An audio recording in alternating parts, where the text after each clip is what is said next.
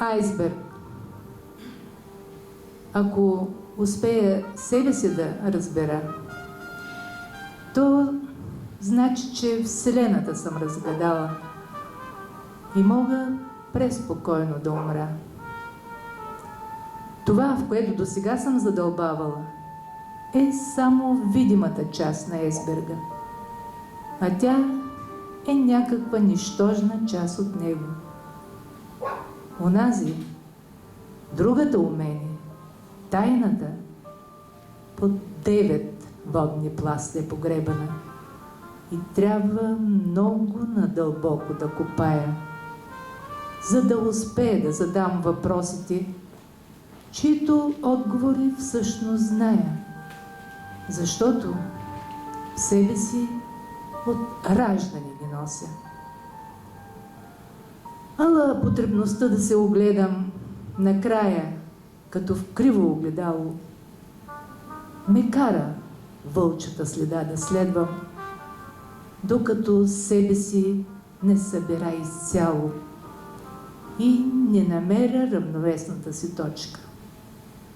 Едва тогава мога да си позволя да вържа двата края на започнатото и дух, душа и тяло да сдобря.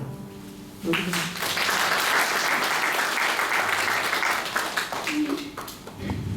Дано сега да го намеря, защото одеве го бях отбелязала и с него сигурно ще завърша. Така. 44.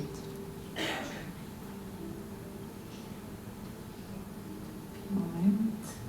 Още малко. Издържите на напъна. Време. Времето напоследък забързва. А защо? Още не знае. Единият край е завързан.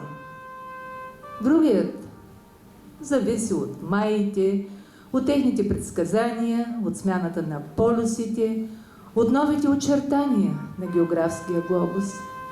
А може и от нищо от това. Просто да е дошло времето. Времето не е постулат. Трябва да си го взема. Зависи от скоростта му. Затова бързам да пиша. Атрибут на старостта е това словесно излишество. Затова, още докато дишам, бързам да се изживея, бързам да се изпиша, душата си да излея.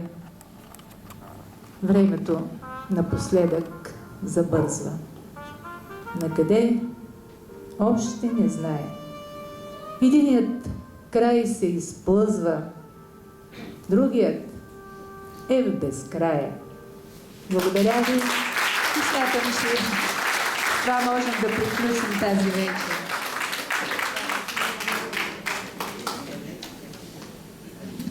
На красивата жена, на страхотната поетеса, на готиния човек Светла Гунчева от кмета на община Бургас Димитър Николов.